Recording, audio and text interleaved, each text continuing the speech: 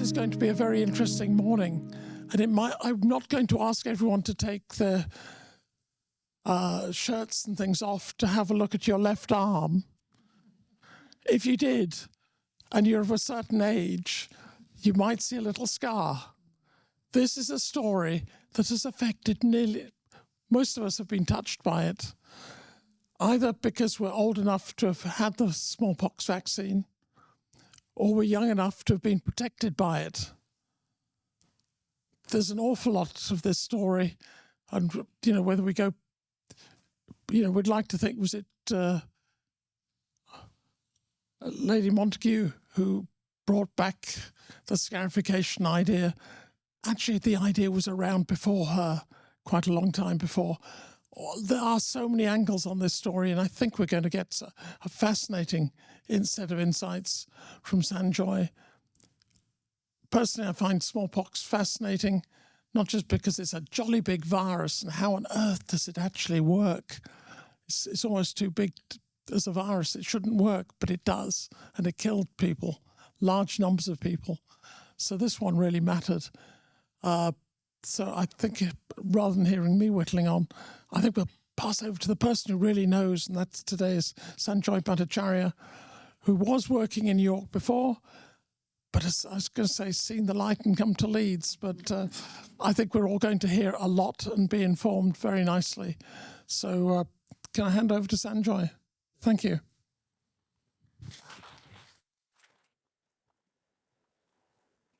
So Simon, can I check? All okay? Yeah. So thank you so much, Hannah, for making sure I'm here on time with all your briefing, and which was very helpful. Martin, for your generous invitation and introduction. I need to interview Martin because he was actually part of the smallpox eradication program, so I'm afraid he knows a lot more than he's letting slip. But, I'm going to do the historian's thing and problematize memory and history, in the sense that I'm going to argue to all of you that they can be distinct things, depending on how we approach using memories to write histories. And I will, I think, argue that if we remember expansively and remember the wide range of people we work with in any program, we can create more inclusive histories. And I'll use smallpox as the device to make that point. Now, as Martin said, smallpox was a terrible disease. The fact that it doesn't exist anymore, to me, is a testament to the power of vaccination. Every historian has their biases, and that bias or biases, as I will argue later on, influences the history they write. And my particular bias, which I want to set out at the very beginning, is that I'm a pro-vaccine person. I think vaccinations work. The fact that the outbreak of measles recently has caused horror is a reminder of the success of vaccination in the past. Sometimes, as in the smallpox eradication program, as you can see how visibly horrible, how terrible the disease was, there were times in between pandemic outbreaks when smallpox workers in British India or independent India would often get very tired of the fact that people were becoming too careless about making sure that the children were vaccinated in a timely way. And when the outbreak happened, at one level they were scared because the disease was very dangerous and killed a lot of people. But at another level, they said, an outbreak can be useful because it reminds people that the disease is dangerous and therefore vaccination is needed. So there would be vaccination uptake spikes whenever there was an epidemic outbreak, an extraordinary outbreak of this disease. Now in Britain and Western Europe, possibly Eastern Europe as well, the overwhelming version of smallpox that existed locally was what was called variola minor. It could make you very ill in the sense you wouldn't get out of bed for a week or 10 days. You'd feel very miserable and sorry for yourself. You would get pustules, you would get scarred. But variola minor did not kill as many people as the other forms. But it still killed a lot of people, about 10%. It could kill up to 10% people it infected. Variola major, and these images represent variola major, had a much higher mortality rate. In an unvaccinated population of children, variola major could kill up to 50%, half the people it infected. But that was not the only reason why variola major was so feared. It could maim people. It could blind you. Survivors were often blinded in one eye or both because a pustule would grow inside your eyes. It could also cause social media. Social stigma. Sorry, social media is in my mind. I will be talking about social stigma. By scarring, just imagine after those pustules dried up what the scarring would look like, and sometimes could cause infertility, which in many social contexts drove stigma. People didn't want to talk about it. They struggled then to fit into the social life within their communities. But there was a third form, and I suppose humanity is very lucky that it was so rare. It was a mutated version of variola major, and I'd be fascinated to know from Martin if he ever came across the hemorrhagic form, and the hemorrhagic form would kill. And fully vaccinated people were not safe if they had encountered the hemorrhagic form.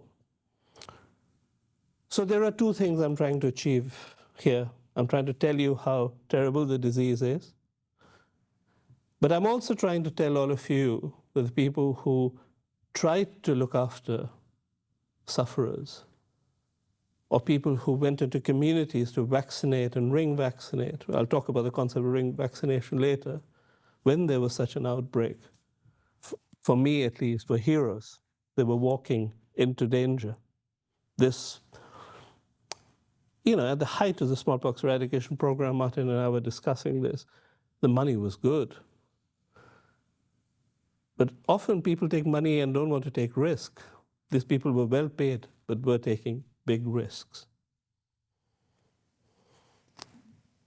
So let me present to you a very quick potted history of smallpox eradication. And why I'm rattling through this list will become clearer as I give you alternative interpretations of the same history. What I'm trying to do here is to tell you that a history of anything is not unitary, there's not one way of looking at things, but there are multiple ways.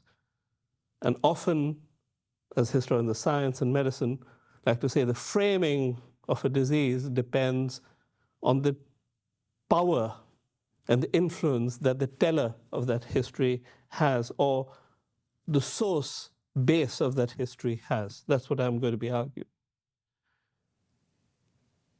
So 1947, the South Asian subcontinent saw the breaking up of the British Empire, British Indian Empire, and the formation of two new countries, India and Pakistan. And in 1948, we saw Sri Lanka, Ceylon then, becoming independent. Burma also became independent. Now, soon after these countries became independent, something else happened in the world. The United Nations had a specialist organization called the World Health Organization that was intended to improve health standards around the world. What you see, or I see, in the archives, and it depends where you look for it. If you go into the WHO archives in countries rather than in the headquarters in Geneva, what you see is that nationalist leaders from these newly formed nations were organizing themselves to try and get aid from this newly formed organization, but also make sure that they were setting the agenda about what this organization should be doing, rather than letting richer countries set the agenda about what should happen. And once you go to the country level archives and start looking at what was being pushed for, smallpox was out there. As soon as the WHO was formed, and as soon as India, Pakistan, Ceylon, Indonesia had representatives in the WHO, nationalist representatives in the WHO, they did two things. One, they called for the eradication of smallpox, because smallpox was such a problem in their countries. And they were under pressure from the people who would vote for them, because these countries developed as democratic countries where there would be elections. And to win elections, you have to convince communities that you're doing something good for them. And smallpox was often seen by these politicians as something that, if fixed, could make a really strong statement politically about immediate improvements in people's lives. So there was huge investment in smallpox vaccine institutes, for instance, from the time of independence. And it made me chuckle when some American scientific advisors visited independent India and then went to general laboratories and then went to smallpox institutes. How shocked they were how modern the smallpox institutes were. And that shock was because they saw poverty elsewhere, but when it came, they were cutting-edge smallpox vaccination institutes. So I suppose with all that investment going into smallpox vaccine development in the 50s in Asia, it's not surprising that the Asian countries started organizing themselves in the WHO and demanding smallpox eradication. So that bit, I'll argue, is often forgotten, because people just assume that it can't be leadership from Asia. And yet, Amrit Kaur, India's first and longest-serving health minister, a Sikh woman who converted to Christianity and developed extremely strong personal links with the Rockefeller Foundation through her church, fascinating lady, played an immense role in chairing successive World Health Assembly meetings.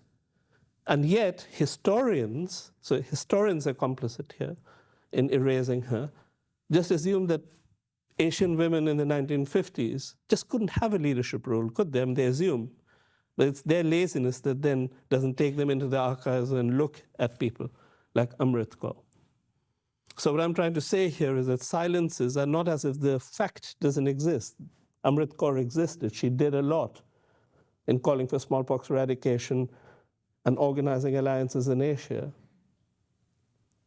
European and Northern American-based historians just couldn't be bothered to go and study her. So the silence happens because of that. In 1958, picture below, Viktor Zhdanov, the Soviet Union's Vice Minister of Health, formally called for smallpox eradication at the World Health Assembly. The World Health Assembly is the governing body for the World Health Organization. Every country of the world sends a rep, and some resolutions are suggested, and then a vote is taken. And if there's a majority vote on a particular issue, then the World Health Assembly is empowered to spend money on that project. And in 1958, Zhdanov, supported by a number of developing country votes, passed the resolution for smallpox eradication. I mean, he's an interesting figure because he was a Soviet minister The Russian government currently claims him as they try to, whenever they celebrate smallpox eradication. But so does the Ukrainian government, because, so, again, history is fascinating, isn't it? How two warring countries can claim the same person. I wonder where he would have chosen as his home, but that's a different matter. Now, what is fascinating for me in 1958, that the regional offices in Asia, in Manila and New Delhi, and the regional office in Alexandria, that office has now moved to Cairo, which looked after the Eastern Mediterranean region. And Egypt becomes a major ally in this Afro-Asian alliance within the United Nations, and WHO always voting strategically together to get their priorities passed, actually do a huge amount of work. And that huge amount of work involves surveillance about where the disease exists, targeting vaccination at major foci or around major foci of the disease. The Hajj in Saudi Arabia always caused nervousness, so there was a lot of vaccination before, during, and after the Hajj. A lot of work and national investment went into this. And that resulted in a significant drop in number of smallpox outbreaks.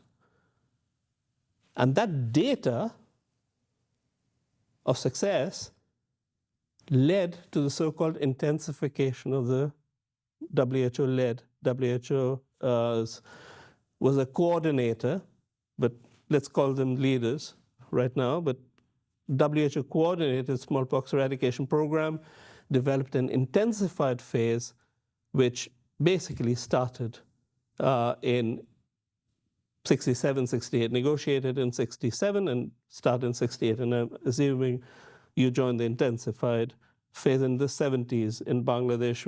I'm sure you should talk to Martin about his experience.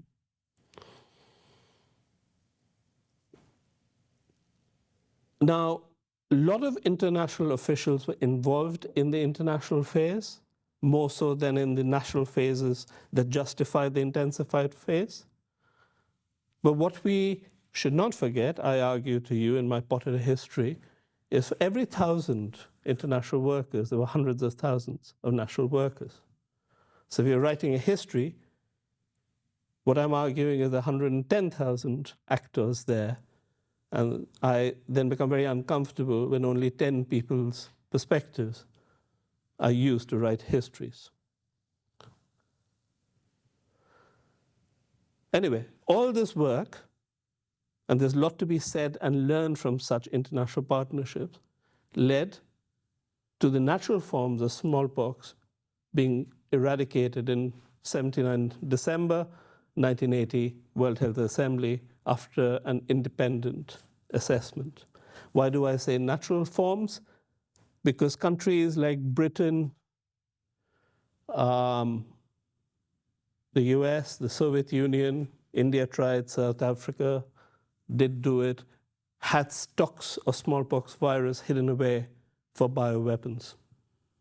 And ultimately, it was only the US and the USSR who kept the stocks. Britain had to get rid of its stocks after an unfortunate outbreak of smallpox in Birmingham, which was caused by irresponsible storage of the virus. That's another story. Now, I've given you my potted history, and now I will talk about how there are different histories of the same timeline that, well, what happened in the smallpox eradication program right now.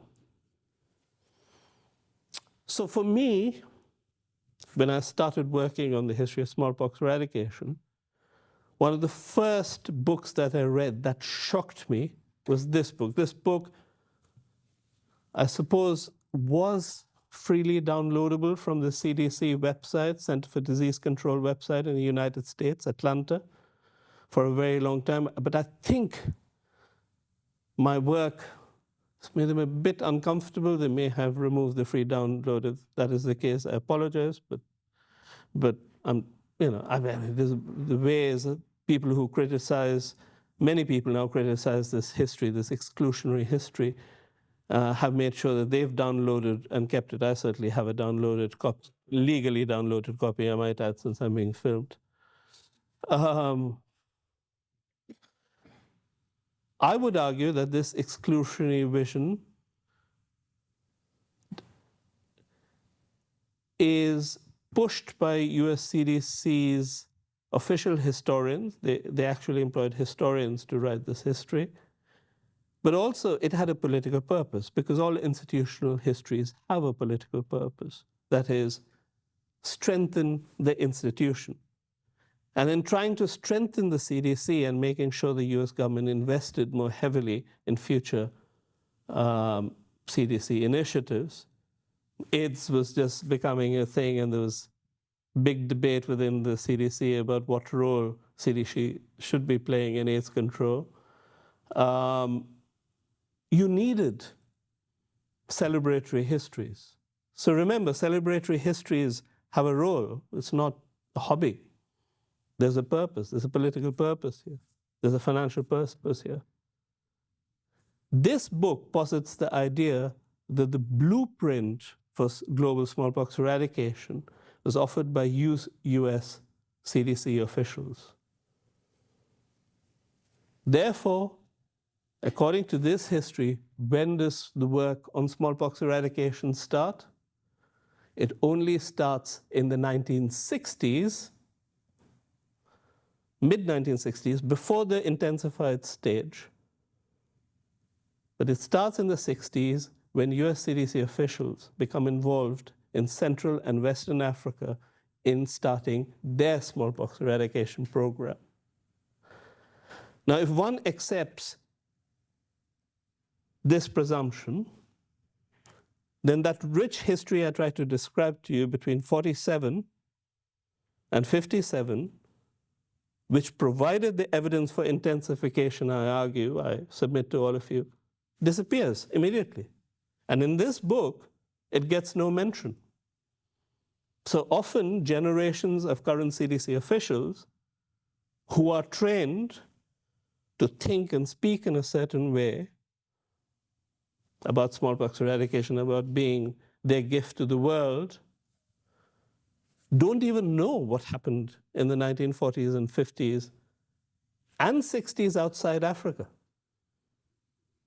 And that, for me, is the damage caused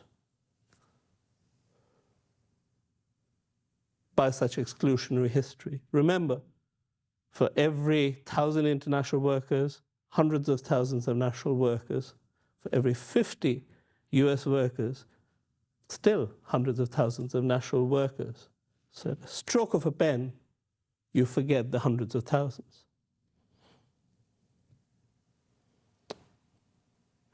So in 2006, after being the first person to luckily get access to the WHO's immense smallpox eradication archive, which exists in the basements of the WHO headquarters. And I was given full access to it for 3 months and locked in the archives. And I was allowed a camera in, so I photographed everything. I wrote a book called Expunging Variola, which followed the timeline I just described to you in the last slide. The story starting in 47 and ending in 1980. I think it's fair to say it caused, I don't want to. Disappointment, I suppose, is a polite way of putting the mood in Atlanta.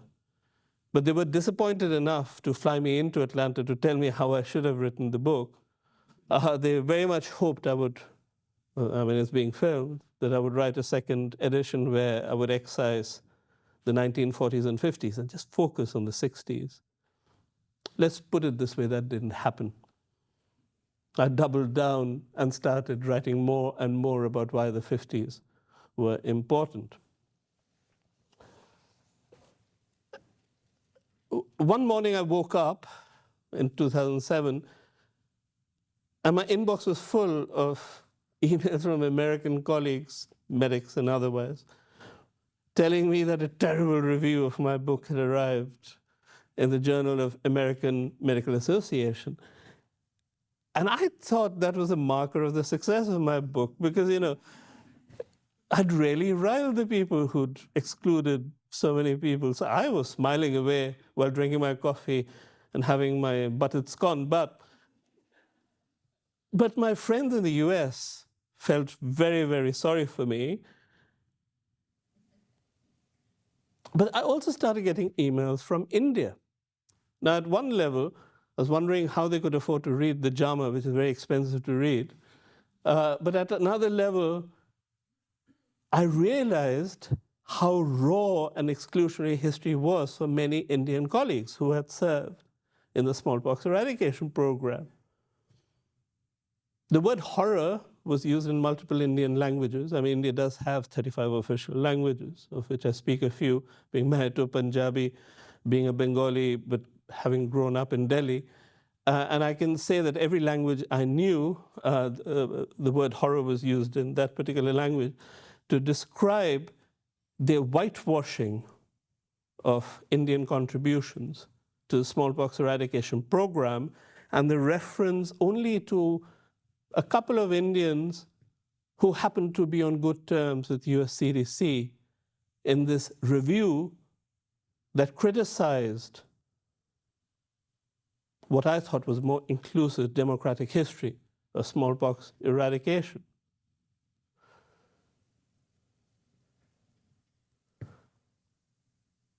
US CDC officials, these colleagues of mine pointed out, had often not visited the districts where these national workers had often sort of gone round and round, making sure that the disease incidence was going down, carrying out ring vaccinations. Whenever there was an outbreak, what they would try to do, they would try and vaccinate a mile around those outbreaks.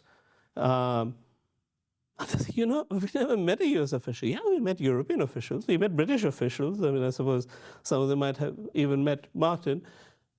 And that is something that is worth remembering. International workers couldn't just walk into countries like India and do whatever they wanted. They had to be cleared by the External Affairs Ministry. I mean, I wouldn't go as far as to say that the then External Affairs Ministry was someone like Sola Breverman, who was anti-immigration. But, India was a proudly independent country, and they were not going to let international workers come and dictate or shout at them.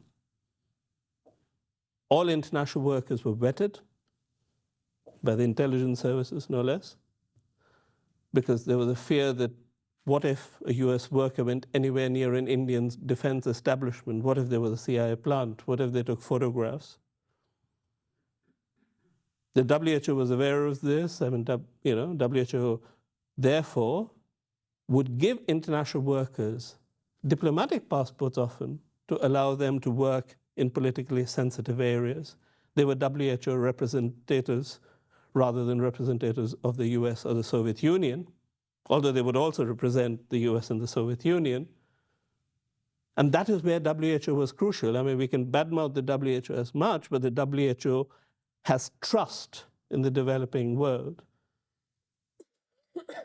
And therefore, the WHO certification of someone who they wanted to use in South Asia meant that the Indian government would take that request very seriously, and 99% of the time allow them to bring those people into India or Pakistan and work there.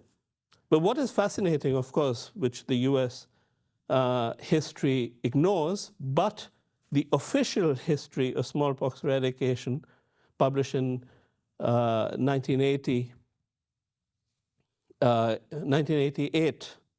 by the World Health Organization in Geneva, points out, is that teams, international teams, would also have Indian teams, and sometimes India particularly would insist that there were mixed international teams.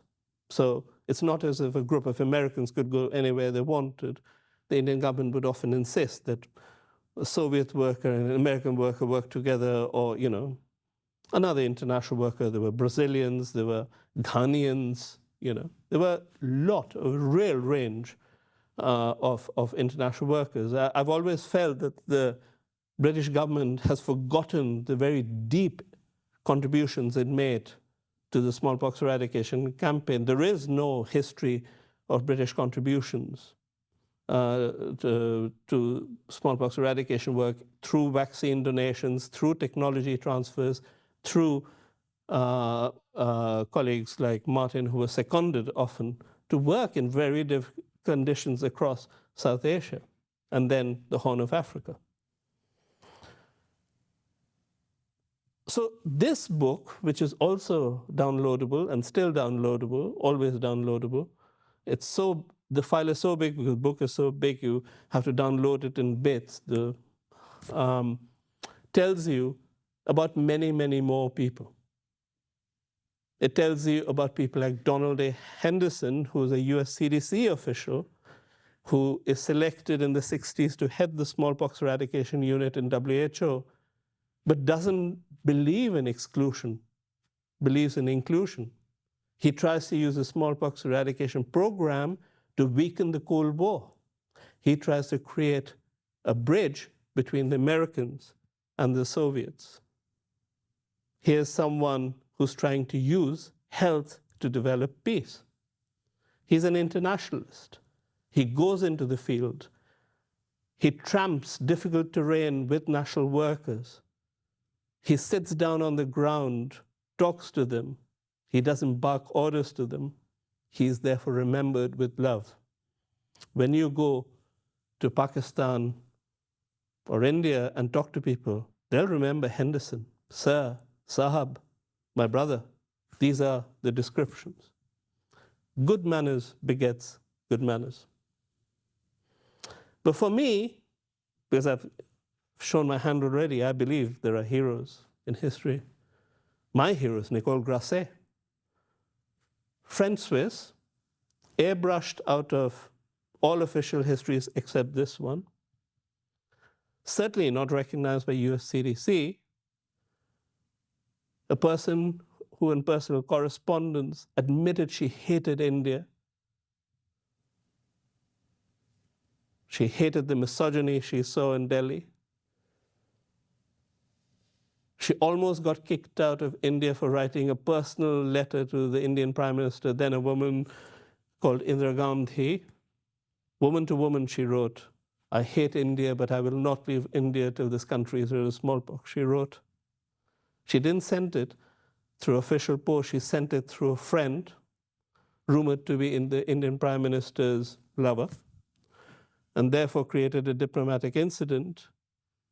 Was about to be thrown out when Henderson threatened to stand down from WHO if Nicole Grasset was thrown out of India. It was this moral alliance that kept this Indian smallpox eradication program on the road, and without Indian smallpox eradication, there could have been no global smallpox eradication. She was an amazing lady. I read a memo by an Indian politician saying, "You never close a door on Nicole Grasset. If you do, she'll kick a hole in the wall and walk in and tell you to do what she wants done." And yet we've forgotten her. She was not Anglophone. She spoke English with an accent. But she could mobilize friendships, moral partnerships. And if I knew French, which I don't, I would love to write a biography. Maybe someone will come and do a PhD with me on Nicole Grasset. I know where the sources are. So these were considered Democrats writing histories of smallpox eradication.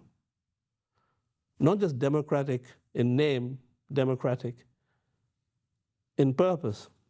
And that is that history. And from the perspective of Indian actors or Pakistani actors and Bangladeshi actors who I've spoken to, both publicly and privately, this was the democratic, inclusive perspective that they welcomed.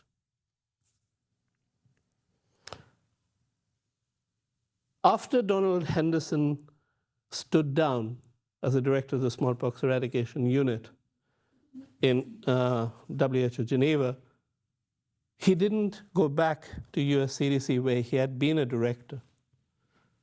Clearly, he was no longer welcome in US CDC. When that terrible Hopkins review came out, which made me smile but made many friends around the world worry for my well-being, out of the blue, I got an email from Donald A. Henderson. I don't know how he found my email. He found my email and he wrote to me. And I haven't reproduced that email here because it wasn't marked confidential, but it's a deeply personal email, where he said that sometimes the views presented by some of my colleagues in US CDC is objectionable. And then he proceeded to give me a list of, you've identified 10 very important Indian actors. Let me give you a name of 5 more very important actors. And then offered to share with me his correspondence once he had left the WHO, therefore not correspondence I had read. And he proceeded to personally photocopy this correspondence and post it to me. At that time, I was working in London at the Wellcome Trust Centre for the History of Medicine at UCL, and he sent it to me. This made me realize what a special man he was.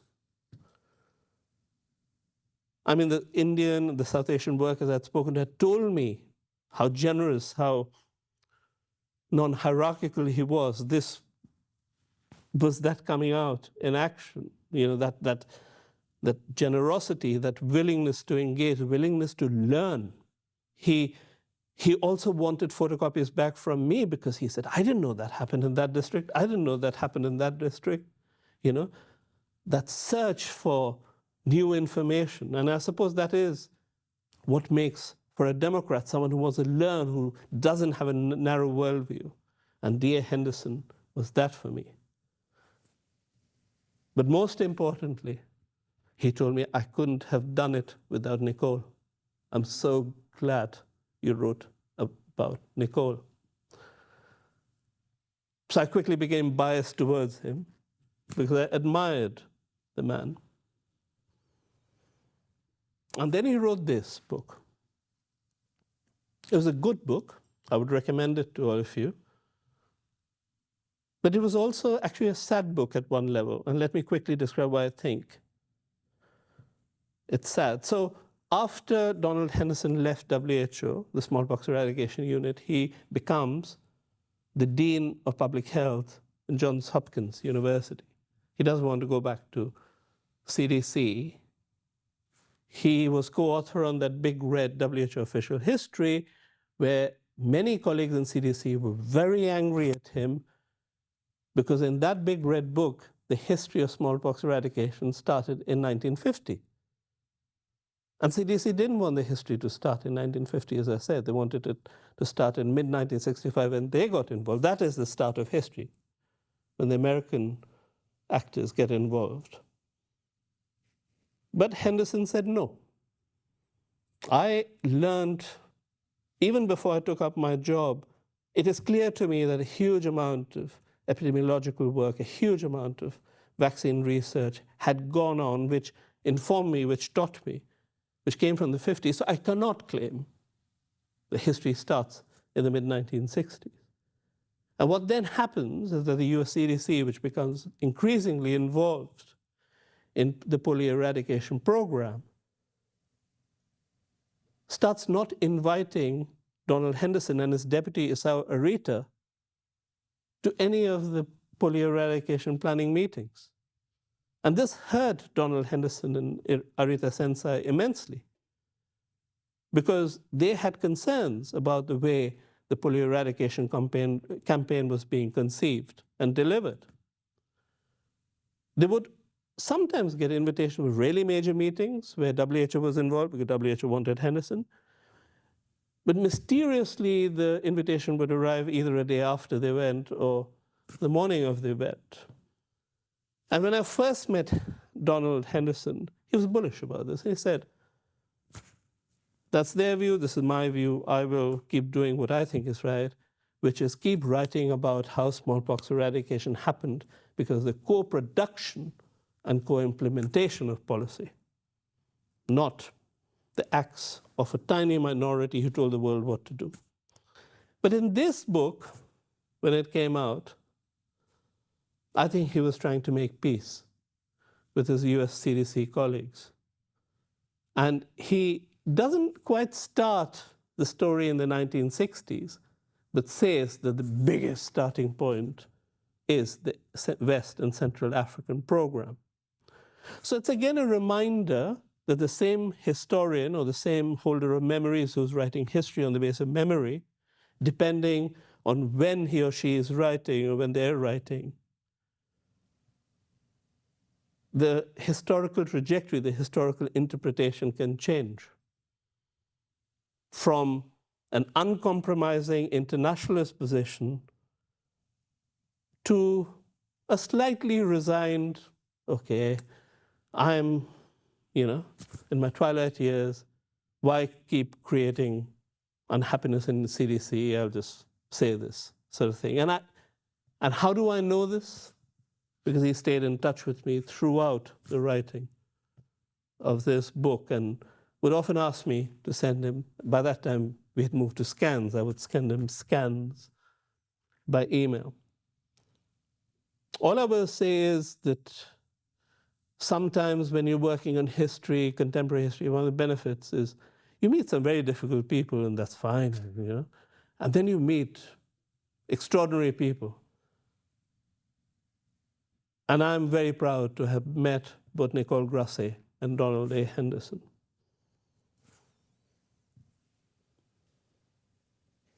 There's another, I have a few more minutes, right, Martin? Yeah? Yeah. Person who is often forgotten, hardly ever mentioned in US CDC narratives is Isao Arita. Arita Sensei was known as, when he was alive, as Japan's living treasure. Japan was proud of what he had achieved. We often forget that Donald A. Henderson actually resigned the WHO position because I suppose a wonderful deanship opportunity had come at Johns Hopkins where he really wanted to work and went to Johns Hopkins. He didn't want to return to CDC, he told me.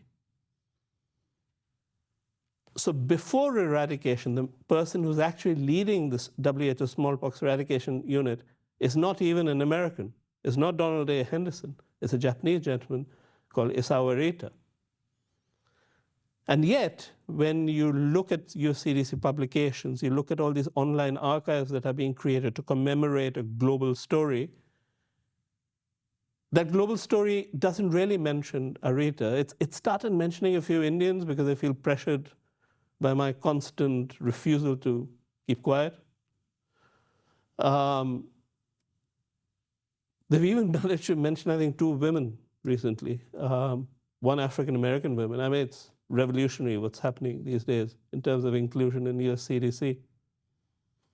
But he is erased out of the story. So why have I put this cover on the book? Not because the book appears in a series I edit. The foreword is written by David Heyman, who's my co-speakers. He's at London School of Tropical Hygiene and Medicine, one of the more inclusive another inclusive US CDC official. He and I could not believe that no one was publishing Arita Sensei's biography, memoir. No one would believe that a Japanese official could have played any role in the smallpox eradication program. They wanted to publish a smallpox eradication, the 20th century's biggest public health triumph. What can an Asian have contributed? This can be an important book. So David Heyman and I joined forces. We made Arita Sensei finish this book. We helped 2 other colleagues, Alan Schnoor, did the English translations, and only one Japanese collaborator is mentioned here, but many other Japanese collaborators also helped Arita Sensei because he was quite old then, needed assistance.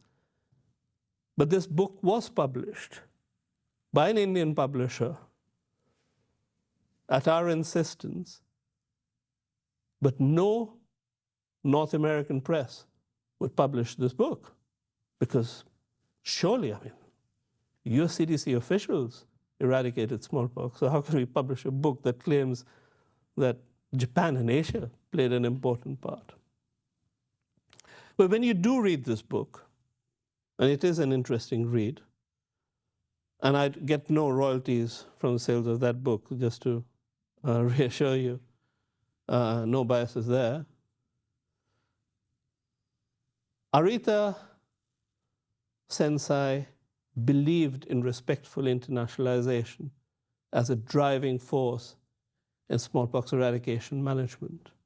It meant people from different parts of India, who were often foreign to each other, had to work with each other. He kept referring to that, how Marathi or Goanese vaccinators from Western India would feel they were in a foreign land when they were in Assam or Bengal or Northeast India. India is a complex country. It was also about national inclusion. So I suppose the point I'm trying to make here, it's not just a story of US CDC and its excellence. It's a story of many international centers of excellence. It's a story of good and bad existing in every complex organization.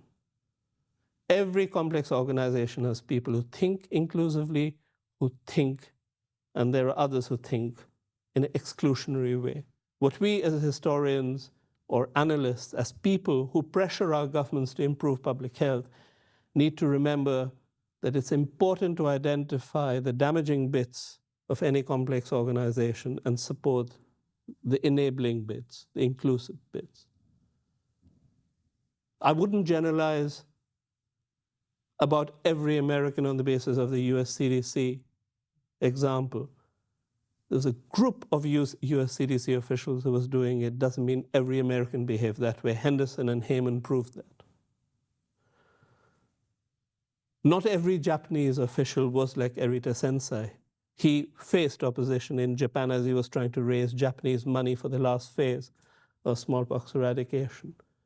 Aretha Sensai and Henderson worked together to raise very significant Swedish money. The Swedish government was divided about giving very significant sums, millions of krona, to the smallpox eradication program. There were inclusive Swedes, there were exclusionary Swedes. So not generalizing, I think, is very important in writing inclusive histories. But we can't just blame public health workers. We can't just blame medics. And this is where I get into trouble with some fellow historians. Not all historians, because you have inclusive historians and exclusionary historians as well. It's they who will not look for the evidence of international action. It is they who will focus on the words and the actions, usually a handful of white men, usually in the United States, and write global stories. Not stories of people's imaginings of the globe, because 5 people's memories can't really be a global history.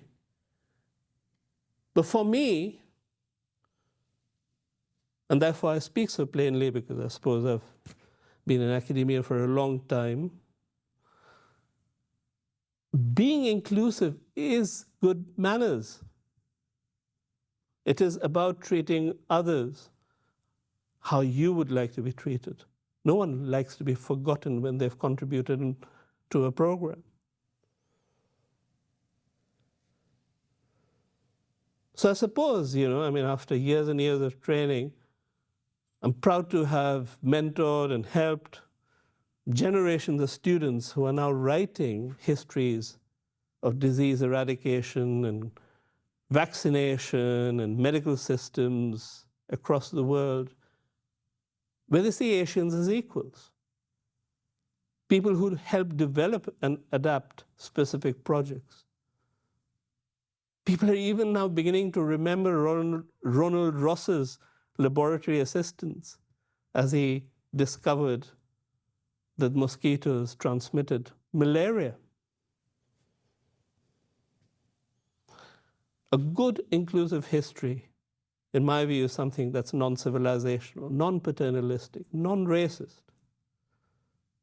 I really don't understand why people cannot celebrate, or some people, I'm now, not following my own advice, why some people cannot celebrate friendships between people from different countries, different cultures, coming together, the beauty of international collaboration to create a better world.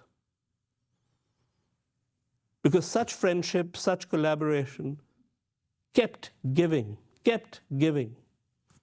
in the anti-AIDS program, in the polio program. People would congregate again, saying, remember that project we did so well together, let's do it again. Let's get together again. That is what I dream of, a global history of collaboration. I don't have time anymore. I've become a paper pusher as a head of history.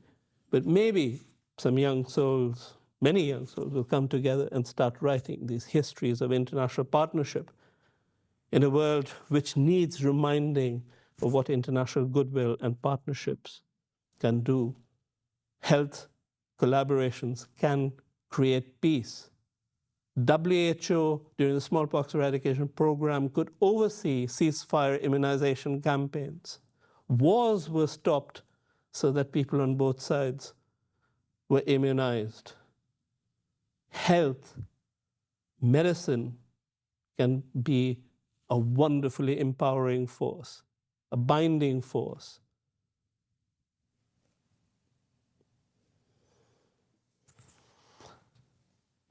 So why have I gone on about this today? I do think, as someone who continues to work with the World Health Organization, I think when my WHO colleagues, if they have the time to look at this recording, they'll roll their eyes, because this is what I keep telling them every meeting on a weekly basis, that produce histories that enable inclusive policy. A complex program is never about a handful of people.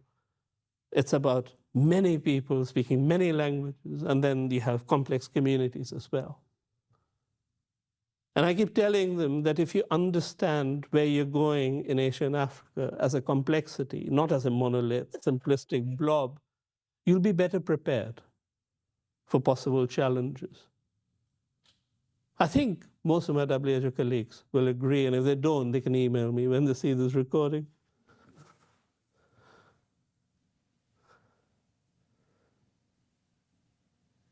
Resistance to vaccination is not universal.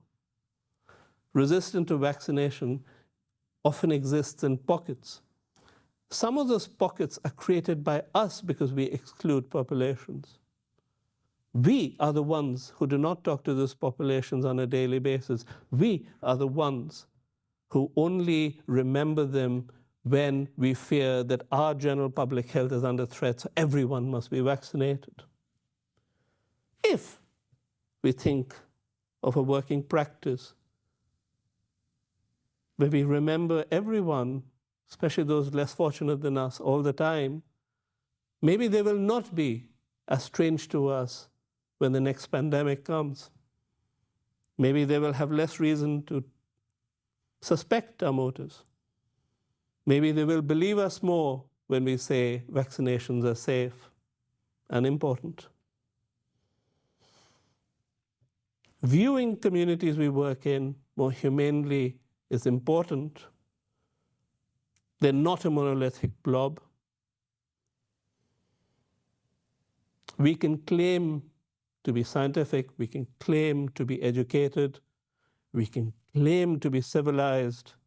We are complex individuals. Each one of us in this room is complex.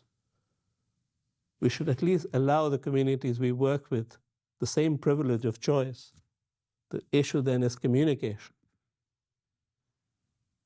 And history helps us communicate better, but only the history that is inclusive.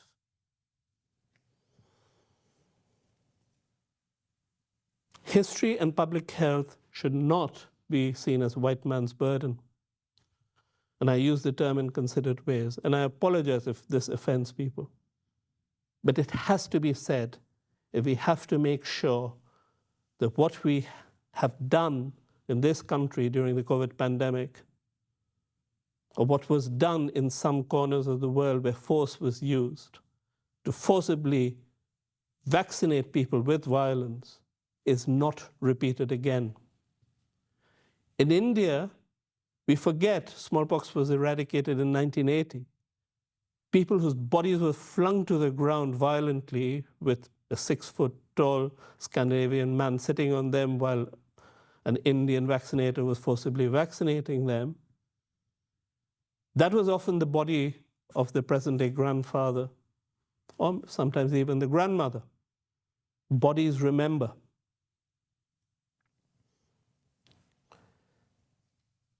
Histories also play out in that way. Some of the resistance that came to COVID vaccination came from those memories in complex settings, like in Africa and Asia. And if there are any economists around, this is my latest line of attack in the WHO, any racially exclusionary history, I argue to my WHO colleagues, a reminder again, I shall keep sending them links to this recording, are financially inefficient, because we seem to now measure our life by financial efficiency. Because if you're creating an unnatural history of simplistic lessons that history can provide, that is, listen to me, I, the US CDC official, you listen to me and future disease will be eradicated. If that is your approach, you are going to waste endless national and international funding, because that's not how it works. What works is listening to communities. What works is spending time thinking. What works is adapting policy. And that investment of time, which is presented as wasting time, actually leads to financially efficient public health, because your programs stop failing. Communities embrace such work. So I say we need to create an international partnership and local partnership and national partnership to make sure that people, when they talk about history, telling us, giving us lessons for future, are not histories that buttress high-income country curriculum vitae, but actually focus on the welfare of the many. That and nothing else should be the basis of inclusive history writing, academic activity, and any policy work in partnership. And thank you for your time.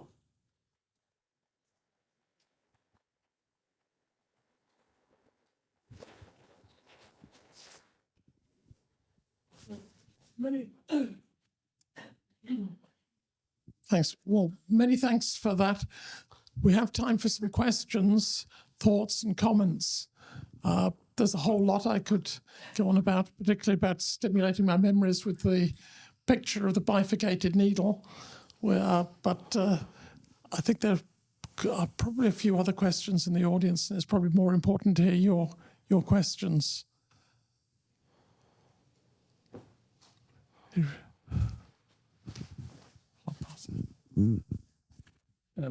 you very much for that fascinating talk. And in one sense, you might have already answered my question, but I wonder why you think the CDC responded so aggressively to your... Was it in some sense people there felt they had to defend the institutional interests, or was it that they felt they had to almost like defend and promote an exclusionary rather than an inclusive approach, or was it somehow wrapped up in the Cold War and the American relationships with India and then Africa, and relationship perhaps with the Soviet Union and so forth? Well, that's an excellent question. So I think it was complex. So I think at one level, people who had worked extremely hard in Western and Central Africa felt somehow that they'd been ignored, which is true considering my book was in India. not in West and Central Africa. So I suppose some people felt reassured when I mentioned that this is not a history of Africa and India, this is a history of India. And I'm trying to look at it bottom up, so to speak. They were reassured. They were usually the ones who had retired from public health, were now in universities teaching. They just needed reassurance. Then there were the politicians who had not gone into academia but were political actors. For them, the claim that they had led the smallpox eradication campaign kept getting them into high-level committees, one after the other, in Washington and Gates Foundation in Seattle and stuff like that. So this book was a threat, because it said that they were not the only leaders. They were not the only ones who had all the answers.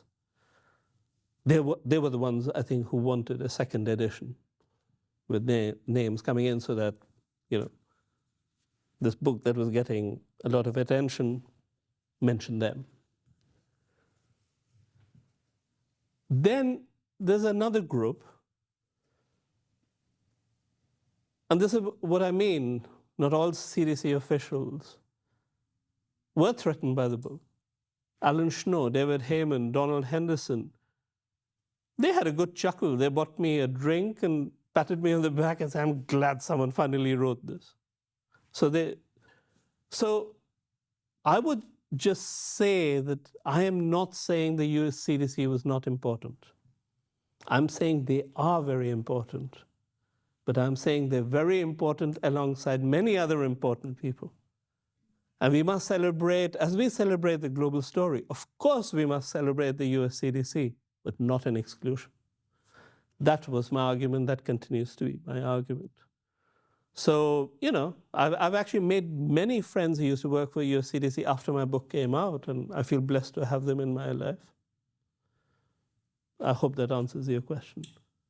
The Cold War thing, I'm not sure, but I think I need to think more about that. Maybe yes, maybe there was a Cold War angle to that as well. Maybe they thought a history like that would weaken the bridge that had been created, spanning sort of Soviet-US relations. Perhaps. I haven't thought about it, but I will think about it. There's someone in the back. Okay, I'll come back.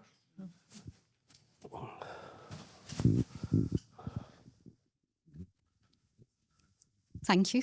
And it's always important to remember the relativity of any history and the length of time it takes to get a fuller picture, and that's happening now in medical issues at the moment.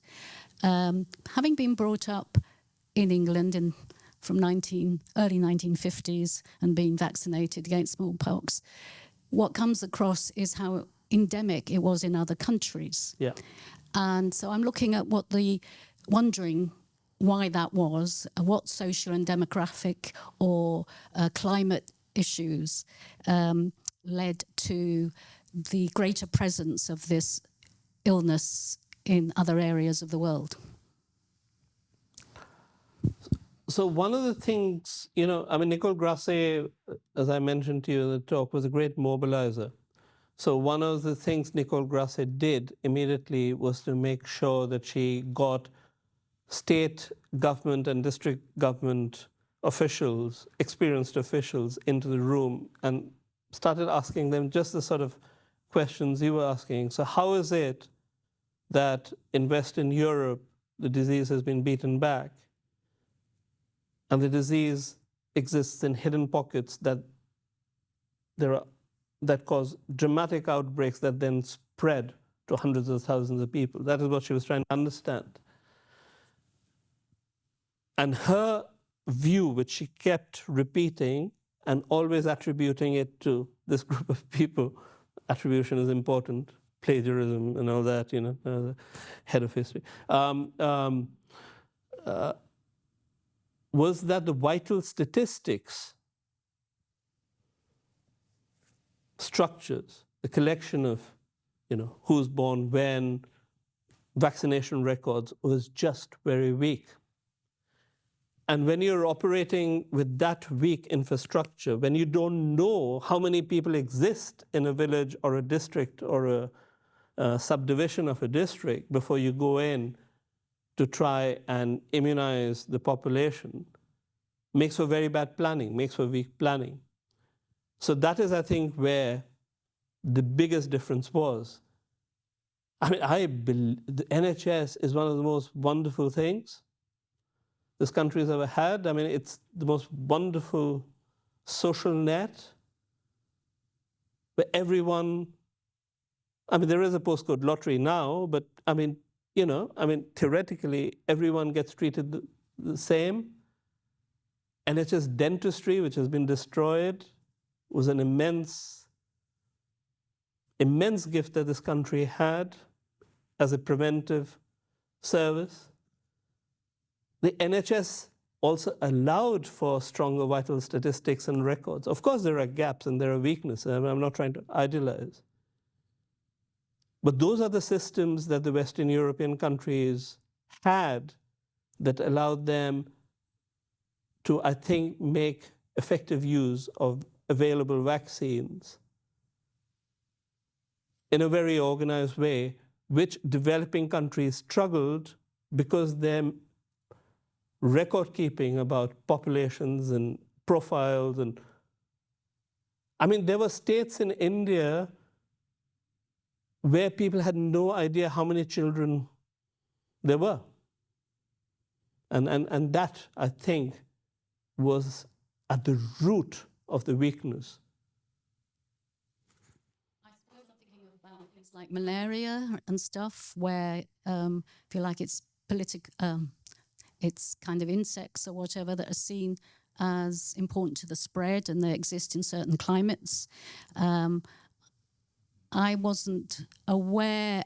I mean, I was aware of the occasional outbreak, which were due to leaks from smallpox. But I don't know when the vaccine was actually introduced, the smallpox. It was very early on, in the 1950s, I think. Or was it the 1960s? Here. Well, there's a whole long separate additional story of yes. before the eradication programs, because we could control smallpox by initially scarification or taking By knowing who had it. Yeah. Scratch it on you, provided I don't kill you, you can be immune. And then we moved on to using cowpox, all the things from Jenner and other people. So there's a whole lot sort of going. So you're talking about we were screening. We weren't just vaccinating. Before we were vaccinating, we were doing a kind of screen. It's not what I'm trying to get at. No, I understand now what you're saying. I now understand. Yeah. Of transmission. But the smallpox vaccine, even its but its most modern form, the smallpox vaccine was not a lifelong vaccine. You needed to be revaccinated every 5 or 6 years. A working NHS with strong information could make sure that someone who needed to be revaccinated was revaccinated. Whereas developing countries that didn't have systems like that couldn't keep track of regularized vaccination, which then meant that there were pockets of smallpox in countries like India and Pakistan, and with very quick and cheap air travel, people could travel very quickly. And therefore they could get infected in India because they hadn't kept up with the vaccination. They would land up in Britain, go into the community in Britain, and then suddenly catch smallpox, and then create a local locus. Cardiff had a case, Keighley, I think, had a case, Bradford had a case. So, but I do think it's about structural strengths and weaknesses in health systems. It's not just about the climate. Probably worth just mentioning that the last person to die in the UK from smallpox had been immunised a few years before. Yeah. This is the mother of the photographer in Birmingham. Yeah. Okay. The lab scientist. One more question over here, then I think we'll probably have to move on to coffee, but... Thank you. I had a question more about if what you're describing in sort of wanting to describe the complexity of something historically. Is that a trend generally in history and retelling of history? We do get more interesting stories generally. I'm thinking about Henrietta Lacks. I'm thinking about the Radium Girls. That's something that everybody knows about. And if it is a general trend where we before used to tell a story like a straightforward line with a beginning, a middle and an end, and now we're more interested in these pockets of complexity, I think you're making a good case for why historians are needed, if that is so. Yeah. I'm glad you think so, because I do think historians are needed. And history departments should be supported, and which are not a problem in Leeds, I hasten to add, but humanities is under wider attack. But yeah, I mean, I think when I started off, life is sort of more black and white. I've aged significantly since I published, and I look at things. I think I see more grays now, but I don't think I would have been able to see those grays if I hadn't accidentally been told about the existence of this archive no one had seen before, and then someone very generous called Paolo Hartman, thank you Paolo, arranged for me to get access to it, and I could not believe my eyes what I was seeing, because these were day-to-day, week-by-week memos written by district-level workers being sent to New Delhi-based WHO officials, Nicole Grasset's group. She was Donald Henderson's counterpart in New Delhi. She was then arranging for them to be translated into French and English, the two UN languages, and being sent to HQ. So one of the exercises I do in my teaching, thanks to this, is something called lost in translation, because the original reports are about 2 pages. By the time they've been translated, it's 1 page, and by the time into English, and then by the time they're being reported in Geneva, they're about 1 paragraph. So then the question is, who's doing the editing?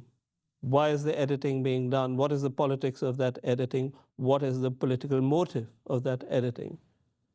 But for that, you need languages. And I'm linguistically constrained. I know 3 Indian languages and English. But that also, I have a colleague from Leeds here, we sometimes talk about it. I think historians we're great, yeah, thank you for the endorsement, but we need to stop working as lone wolves and work in partnership more and more so that we can bring more languages into the mix, we can bring more experiences into the mix. I would love to collaborate with a French-speaking historian to see if what the acts of translation. It's in those acts of translation that the first stage of disempowering of voices happens. When a subdivisional officer from India he or she is sending a report, it has the name. By the time it's been translated in English, the name has disappeared. And therefore we forget these hundreds and thousands of people. So I think complexity is good now that I'm quite old. I think it's very important. But I also I really do believe if we have to use history to work in partnership, not in service, in partnership with policy as equals, where policy folk listen to us. And I'm very fortunate, the policy folk I work with in the WHO, in Geneva or Cairo, they do listen. We talk, we agree to disagree, we teach other things.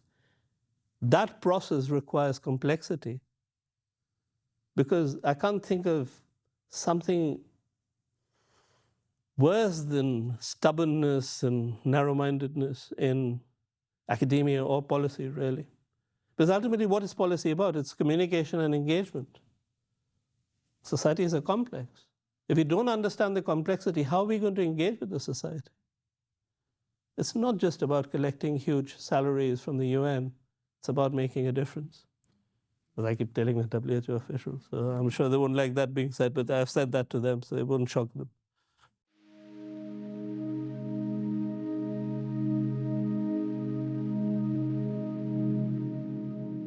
This is going to be another fascinating topic presented by Hannah Elizabeth. HIV in Edinburgh. There are things up north that can come south, but we might have sent it there in the first place. So there are all sorts of issues. I think it's going to be fascinating. I'll let Hannah introduce us, but basically take it from there, because I think we're all looking forward to hear from you. Thank you. So I am absolutely going to be touching on the subject of inclusion, but my main focus today is going to be thinking about histories of HIV and how they affected women and children, who are often not really part of the conversations and the histories we write of HIV in the UK. Before I really start properly, I want to flag out that I'm going to deal with some difficult material today, including the testimonies of some women that are particularly upsetting and troubling. I'm going to talk about poor medical experiences around pregnancy and birth. I'm going to give a fair warning when I kind of get into that testimony, and I will not be insulted if anyone wants to distract themselves with their phone or leave the room. So my talk traces how healthcare workers and HIV-affected mothers responded to the AIDS crisis in Edinburgh in the last 2 decades of the 20th century. In particular, I'm going to examine how women's health needs and needs as carers were met by the creation of new organisations and resources. My talk explores the way the lives of HIV-positive women in Edinburgh were shaped by interdisciplinary and collaborative HIV/AIDS care and activism that was born out of the daily fight for resources, information, space, and empathetic treatment for women and their families. Activism such as this was often indistinguishable from survival or best practice, and it occurred in the clinic and the home in acts of care performed by medical practitioners and family members, and through the voicing and documenting of needs. This type of activism, different from the equally important protests and campaigning which form other aspects of HIV and AIDS history, has been dubbed quiet activism. This work can be traced through a wide variety of texts and archives, and was at the very least the backdrop for many women's experiences of HIV and AIDS in Edinburgh. And I have actually brought along some primary sources, so if anyone wants to have a little look-see afterwards, you can have a look. So to focus my talk, I'm going to examine the creation of the Paediatric AIDS Resource Centre, PARC, in Edinburgh, alongside some of the items the centre published and helped to disseminate, as well as other forms of activism that the centre supported, so other charities the centre was involved with. PARC's activities were varied, from creating factual leaflets to facilitating training and publishing picture books, and so shaped mothers' experiences of HIV/AIDS activism both subtly by training volunteers and broadening general HIV knowledge amongst the caring professions, and more directly by providing resources to women, children, and families more generally. Following the example of those working with HIV-affected families at the time, I'm also going to pay particular attention to how the emotional needs of those affected by HIV were met, attending to the important familial bonds between mothers and children. I'll begin my paper first by sketching out how HIV emerged in Edinburgh, how healthcare workers responded, the landscape of care available to HIV-affected mothers in Edinburgh before PARC was founded, and I'll outline some of the tone of the media coverage about women living with HIV in Edinburgh, and also how medical and social care facilities were created, and the gap that the Paediatric AIDS Resource Centre was then eventually created to fill.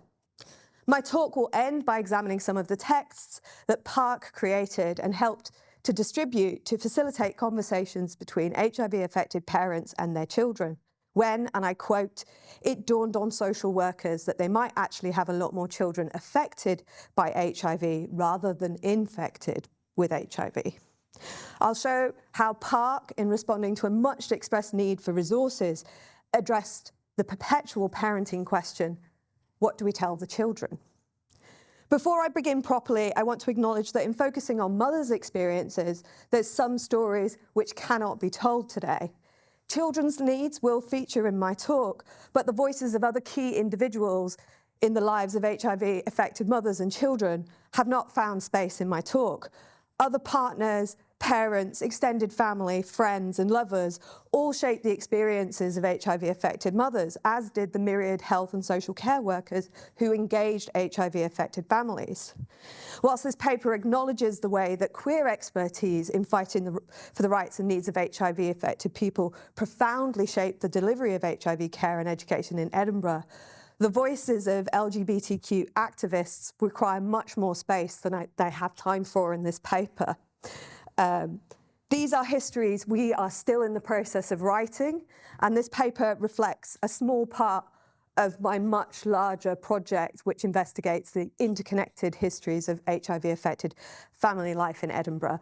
And when I'm thinking about family, I'm thinking about it in the biggest possible, queerest, baggiest sense, which is why we do not have time to cover it all today.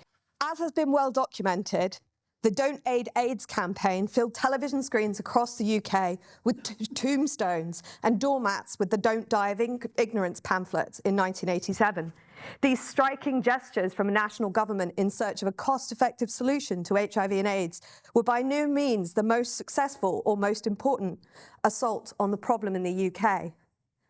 Indeed, in many ways, these grand efforts were woefully deficient in the face of a new illness. Such attempts to halt the spread of HIV through mass education often lacked detail and left the needs of those already living with the virus largely unmet.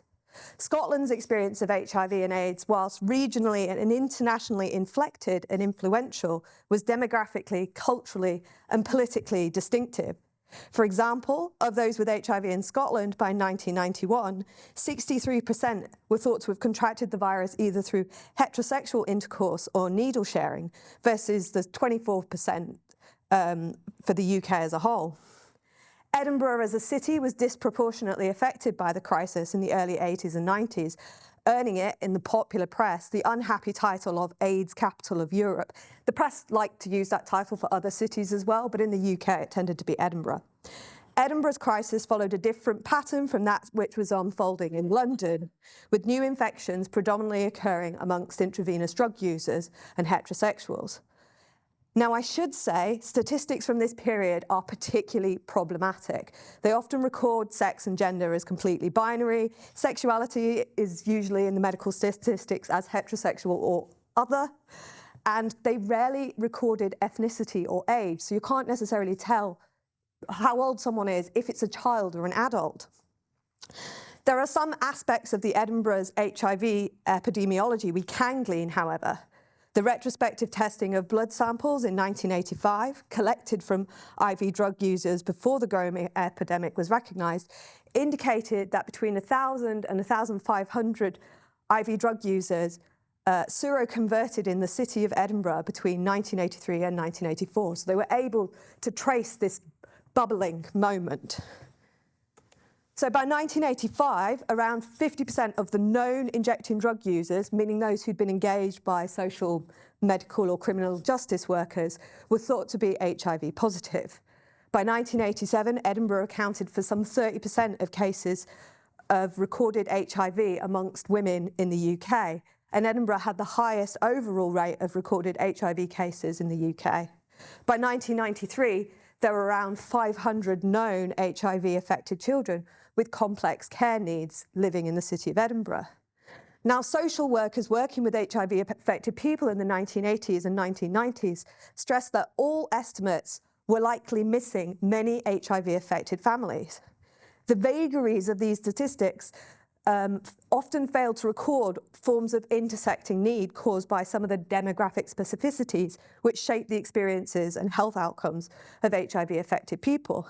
Indeed, in 1991, social worker and expert on the familial dimensions of HIV, Naomi Honigsbaum, charged the unclear collecting and reporting of statistics with creating a falsely optimistic view that infectivity in children is statistically insignificant. Children affected by, rather than living with HIV, were often even less acknowledged in our official statistics. Parental status was not always asked of newly identified HIV-positive adults, and children with a non-parental close relationship to someone living with HIV or AIDS largely went unrecorded, with some children even going uncounted when it was the father rather than the mother who had the virus. So a man might have been tested and presented. We find out that he's got HIV, and he's not being asked by his doctor or social worker, do you have children? So then they don't know how many children are being affected by a parent living with the virus. These statistical deficiencies affected the distribution of funding for HIV-affected families, essentially hiding the social needs of those HIV-affected family members who did not fall under the purview of medical treatment or transmission prevention. Despite these quantitative difficulties, it's clear that in Edinburgh, women and children were affected by, and in some cases, living with HIV in higher numbers than elsewhere in the UK. As a result, Edinburgh became a hub of activism and expertise as the HIV affected and those who cared for them scrambled to address these unmet needs. So national education campaigns produced by the Health Education Council and Department of Health and Social Security, and later the Health Education Authority, across the late 1980s and early 1990s, attempted to discourage unprotected sex and IV drug use. However, the needs of those at risk because they were surviving through sex work or already dependent on IV drug use, or those already living with the virus or caring for someone who is living with the virus, also needed to be addressed. So from 1985 to 1986, England's Central Office of Information ran the Heroin Screws You Up campaign, deploying some shock and horror tactics. So I just want to give you an idea. We've already got a crisis that's already emerged, and this is some of the responses we're getting. Obviously, in Scotland, we had a slightly different tack of choose life, not drugs. Now, both these campaigns were aimed at reducing IV drug use, but were met with criticism for failing to grasp the social deprivation which led many to become drug users, or the circumstances which resulted in persistent dependence. Similarly, when the DHSS attempted to tackle HIV and AIDS with the foreboding Don't Aid AIDS campaign, running from 1986 to 1988 and featuring the perhaps infamous Don't Die of Ignorance campaign, balefully voiced by John Hurt, the Lothian Health Board, Edinburgh's health board, was offering citizens their own health campaigns. The Lothian Health Board and Lothian Regional Council team were running the rather more inclusive AIDS Concerns Us All campaign, which commenced on World AIDS Day 1988. And then a few months later, they launched the Take Care campaign, which began with much fanfare on Valentine's Day 1989. So just to give you a little bit of a sense of the kind of contrasting public health responses in Edinburgh versus the kind of more familiar, perhaps, English-Welsh Health Education Council, Health Education Authority responses.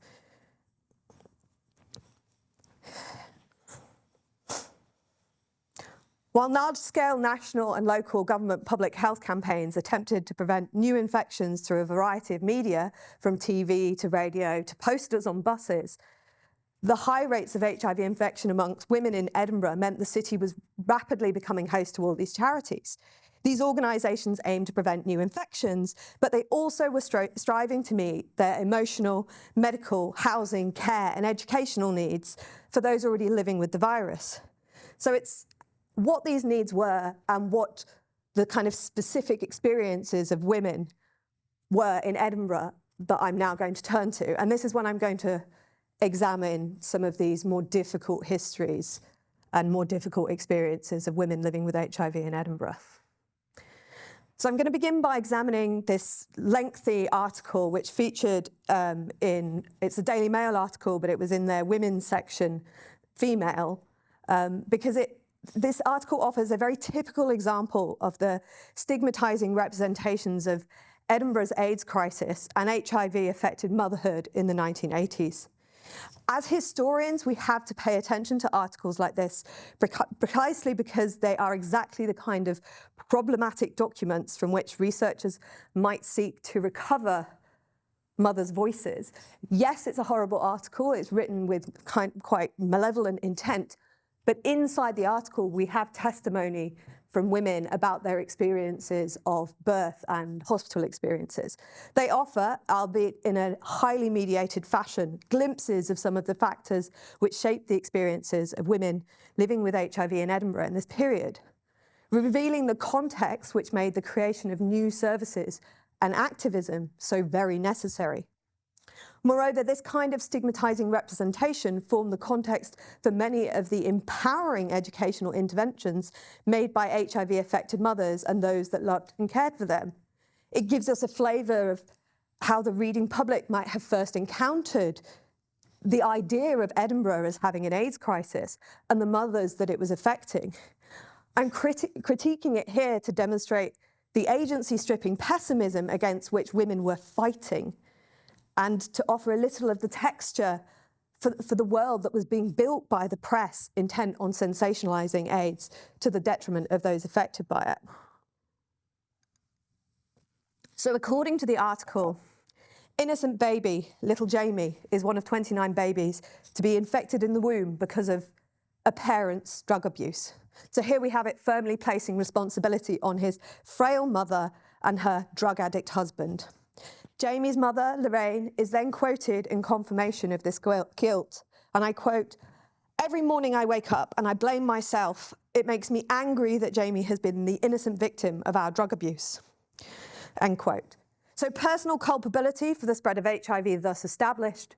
The article then moves from this intimate blame narrative, this very small familial blame narrative between Lorraine, her husband, and their baby, to take on the wider epidemic. And I quote, "Lorraine is just one of a growing number of Scottish heroin users who have made Edinburgh Britain's drug and AIDS capital." We're then told to quote, "It is in Edinburgh that the most tragic maternity clinic in the country is to be found. Ward 7A at the Edinburgh City Hospital appears at first sight to be like any other postnatal clinic, with the sound of babies' laughter filling the room, but over all lies a pervading sense of terror and guilt." End quote. So among those who are on the ward, we're told by the article, is Sylvia, 23, who is, to quote, "plagued by infinite guilt for what she has done to her innocent child," end quote. She then explains in the article her birth experience. So quote, I'm quoting Sylvia now, to quote, "Jonathan's birth was weird. All the doctors had goggles over their heads like space helmets. I suppose they were to protect them from my disease. It's the first time I'd met people who were so terrified of AIDS," end quote. Sylvia then goes on to explain the conditions of her care, offering a familiar tale of isolating experiences of contact-free care in an atmosphere of fear. To quote, "In hospital I felt like an outcast, eating off plastic plates and drinking out of plastic cups. I felt like a leper. I couldn't wait to leave hospital," end quote. At no point does this article furnish readers with the knowledge that HIV could not be casually transmitted by social contact. Despite this having been established as early as 1983, they just let this stuff sit. They let this impression of infection and virulent infection sit.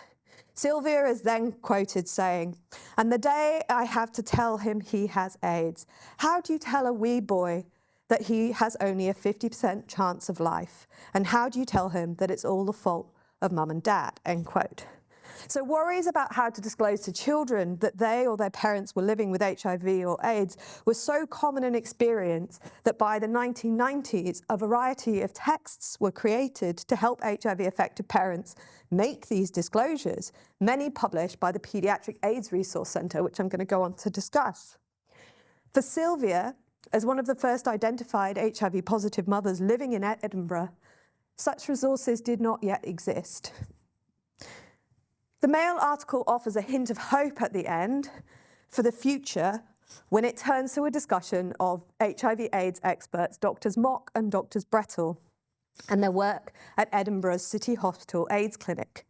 They quote Dr. Mock's explanation that, and I quote, "The general medical attitude to these mothers is full of gloom and despondency. They believe they have nothing to look forward to but death.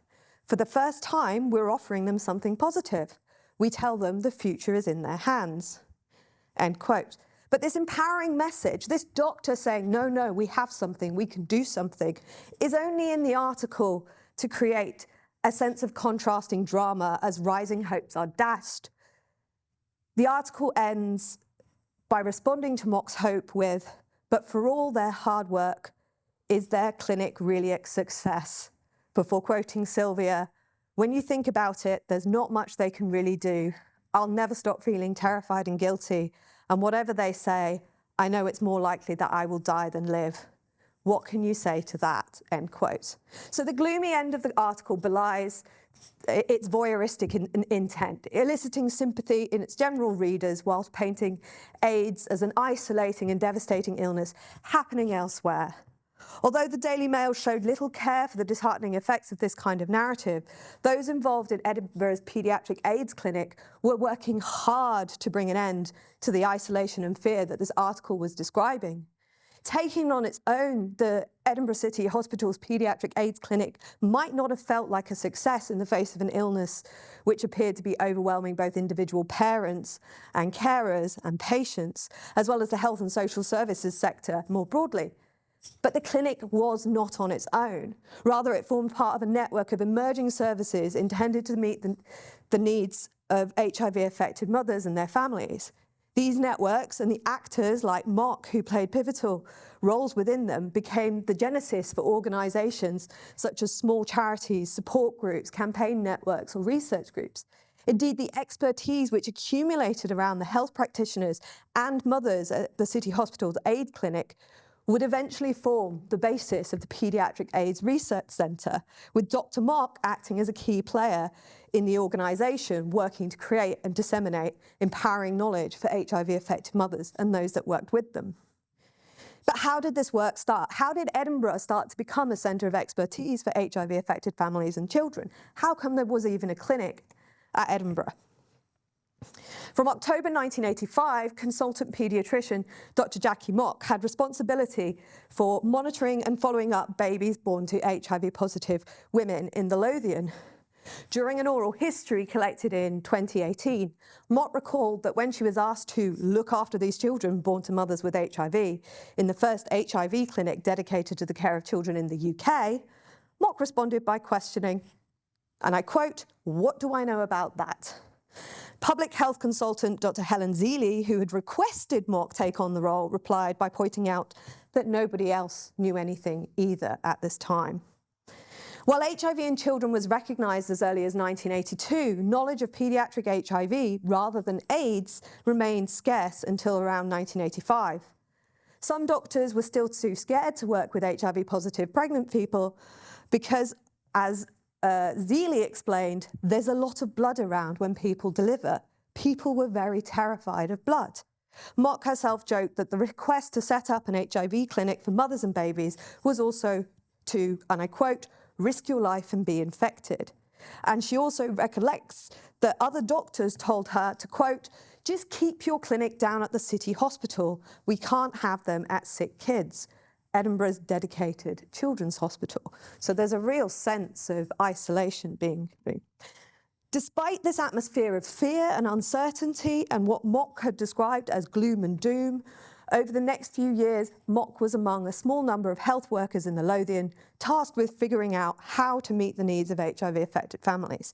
Eventually, Mock became both an expert in the care of HIV-affected mothers and children and their educational needs.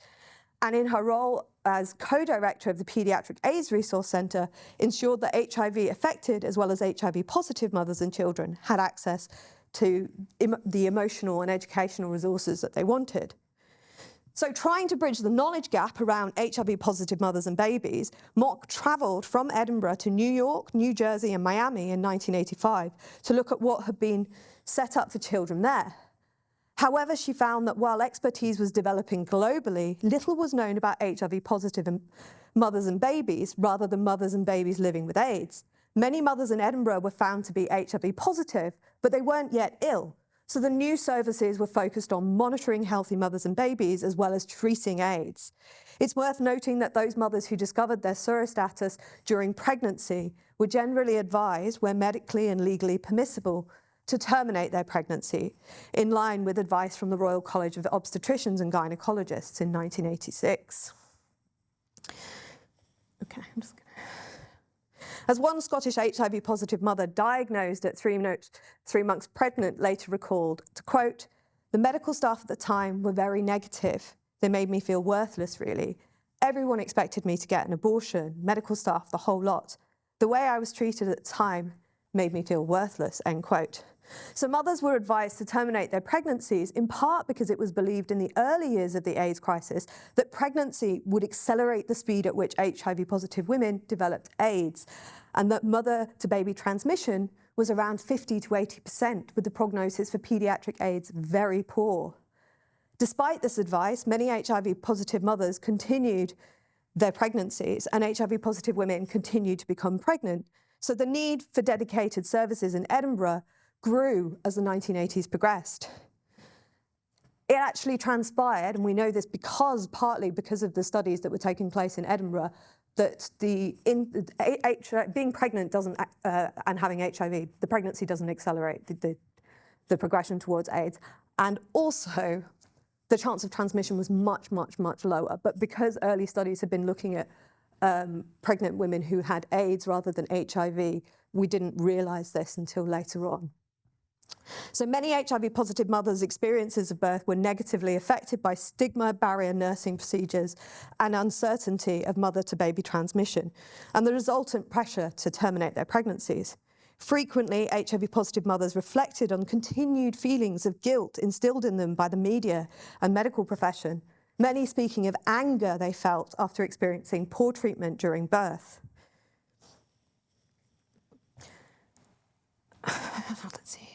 One mother who recalled a particularly traumatic birth described it and the aftercare she received as, to quote, "the worst 4 days I've ever experienced," and acknowledged a lasting sense of culpability after the birth. To quote, "I felt really guilty. In my head, I saw it as some form of abuse because I didn't realize at the time that my baby might lose the positive antibodies," end quote.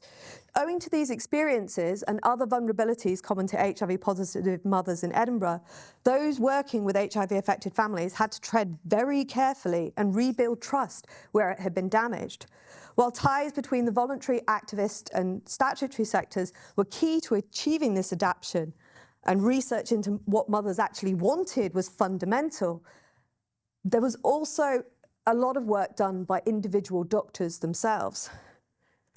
So postnatal and paediatric care during this period was taking place inside and outside the hospital clinic, with home visits forming a key aspect of the care and monitoring which structured the first few months of HIV-positive mothers' and babies' lives after a new birth. At first, Dr. Mock and Dr. Brettel, the infectious disease consultant and paediatricians at the City Hospital, thought they should hold a family clinic, to quote, "so when parents come in, they bring their children, but the parents didn't come." So the sort of family clinic became a mishmash of some clinic appointments and mainly home visits. So established in 1986, initially the paediatric counselling and screening clinic ran 2 sessions a week, but Mock explained that these, to quote, "became community-based because sitting in my clinic at the City Hospital and expecting these very chaotic families to bring their children just didn't work." So essentially, they set up the clinic and no one turned up, so then they had to take the clinic to the people. Indeed, less than 20% of families use the paediatric HIV service outpatient clinic at Edinburgh City Hospital, with many preferring the home as a more convenient and less distressing place for these tests to take place. Other families decided to keep the home a sanctuary of normality for the child, free from painful interventions, choosing instead to use general practitioners' offices or health visitor clinics or even their children's nurseries. By allowing parents to choose the location of clinical encounters with them and their children, as far as was possible, much needed trust could be rebuilt and the burden of surveillance somewhat lessened. They're not having to travel so much. While locations differed, regimes of medical testing, surveillance and treatment were fairly similar. With the European Collaborative Study, Edinburgh enrolled on the European Collaborative Study in 1985, it creates a very specific standard of rather onerous testing protocol. So as Mock explained, the baby needed something like a follow-up at 1 week, 3 weeks, 6 weeks, 6 weekly until 6 months, 3 monthly until 2 years, and then 6 to 12 monthly. They also had to speak to the mothers in the antenatal period to seek their consent, to explain to them about the purpose of the study, and to ensure that there's kind of an ongoing conversation. As the numbers included in the cohort study grew, funding was sought from the Scottish Office to pay for half of Mock's salary, but also to pay for a research fellow. And the bi-weekly nurse-run hospital clinic sessions were replaced by a full-time health visitor to help facilitate home visits. Or as Mock put it, with a little exasperation, to quote, "We actually did home visits to actually make sure that we could actually see these children." From Mock's perspective, home visits were a laborious way of meeting the needs of difficult patients who were challenging to work with, even with the added intervention of a home visit. To quote, "Unfortunately, there were some who would continue to use drugs, and those were the ones that you never knew when you went to see them if they would be awake, what state they would be in, whether they would be cooperative." So from Mock's perspective is that of a medical practitioner stepping outside the clinic, stepping outside of her hospital to meet the needs of her patients and their families. However, her testimony acknowledged some of the reasons why HIV-affected families might have resisted such interventions. The predominant route of infection for HIV-positive adults in contact with Edinburgh's family clinic was needle sharing. And so many of the families involved in the study had a history of poor relations with the statutory services, which was often compounded by the difficult birth experiences that I referred to. Moreover, the fear of children being taken into care could become a reality for those parents who are unable to recover from issues with addiction, prompting additional anxieties around dealing with authority figures such as health visitors. Other HIV-positive mothers found the interventions frustratingly limited, with the uncertainty of treatment and testing regimes exhausting. As well as the intrusion of health workers and sometimes social workers into the home, the physical nature of the tests involved also caused difficulties, with Mock admitting that, to quote, "It's a lot of blood being taken from very small babies." While mothers were often compliant, fathers often became upset and potentially angry. Mock remembers being shouted at when attempts to take blood from a baby failed. The pressure to get it right increased by the presence of distressed parents and potentially distressed infants. Despite these difficulties, by entering the home and offering consistent monitoring, which went beyond HIV testing, medical practitioners were able to build trust. And services run out of the City Hospital Clinic were adapted to bridge existing gaps in HIV-affected families' healthcare. So eventually, this stops just being about HIV testing and monitoring, and it starts to be about providing wholesale, holistic healthcare to HIV-affected families. To quote, "They got developmental screening, and I would take a clinical history to make sure they were okay. You can imagine the anxiety among these young women. Any snuffle, they might be on the phone to you. Any contact with chickenpox, they might be on the phone to ask for advice. They didn't go to the GPs. They always bypassed the GPs, and they would come straight through to the paediatric clinic." So in some ways, I'd argue, rather than being this paediatrician based in the City Hospital looking at an infectious disease, Mock starts to transform almost into a GP, providing home visits being one of the more straightforward adaptations that are being made here. Oral histories from health and social care workers emphasise the way that obstructions created by stigma and the newness of their work often meant workers bridge gaps in services by taking on new roles. Which brings me to the genesis of PARC.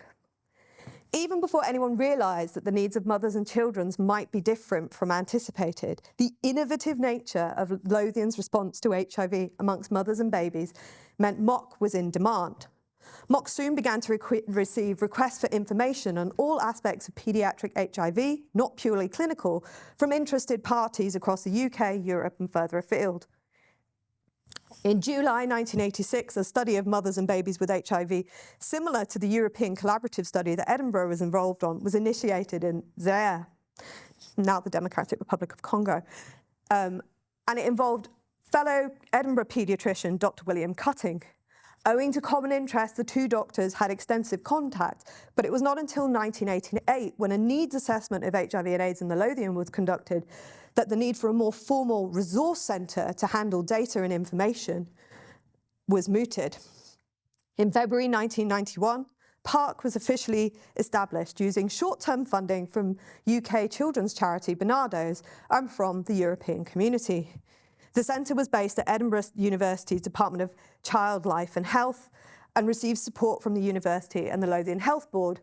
But as was the case for many similar AIDS organisations, Park never received long-term funding, instead relying on a variety of small grants, collaborations with other HIV organisations and the labour of volunteers. Mock and Cutting both acted as directors, but it's notable that their position was unpaid. The explicit aim of Park was to improve the care of children and families with HIV/AIDS by providing information for anyone involved in their welfare. According to its profile in the Lothian HIV/AIDS newsletter Meridian, it achieved this by publishing and distributing information leaflets, responding to telephone, written and personal inquiries, organising training courses for groups of child carers, and holding annual meetings, giving a scientific update on HIV in women and children. To realise these ends, Park helped facilitate and support the work of other organisations striving to meet the needs of HIV-affected families, enabling charitable and activist organisations to reach wider audiences.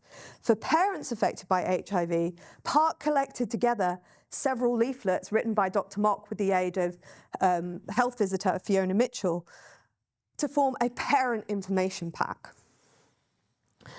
Partially, Park's leaflets aimed at HIV-positive parents functioned to prepare them for medical encounters inside and outside the home, securing ongoing consent for health interventions such as tests and treatment and the ongoing success of the European Collaborative Study. However, because of the media's persistent interest in HIV-positive mothers and their babies, the leaflets also work to redress misinformation and stigma, empowering HIV-affected families and attempting to instill some hope. Alongside the creation of published material, Park maintained a large collection of resource materials on a wide range of topics relating to the care of children affected by or living with HIV, and it maintained two databases, a medical scientific database and one collating information on organisations and resources. The creation of these databases and the library of resources was made possible by the Centre's keen maintenance of local, national and international links, allowing it to benefit from and exchange expertise on both local and global scales. Though originally envisioned as an information centre and a way to formalise the signposting and dissemination of HIV/AIDS information, which had just become informal aspects of Drs. Mock and Cutting's jobs, the project soon took on a more proactive role. Park began to organise training days aimed at those working with HIV-affected children, and they created an adaptable and evolving course called Childcare Workers and HIV, which was targeted at both statutory and voluntary sectors and hoped to promote good practice in the care of children. Through links with regional and national and international HIV/AIDS organisations, Park was also able to share a wide range of resources and experiences during its training, so they would invite partners from all over the world to bring in their expertise around these care issues, signposting other organisations which might be of use to participants and the HIV-affected families that they worked with. Park was also proactive in its approach to meeting the needs of HIV-affected families.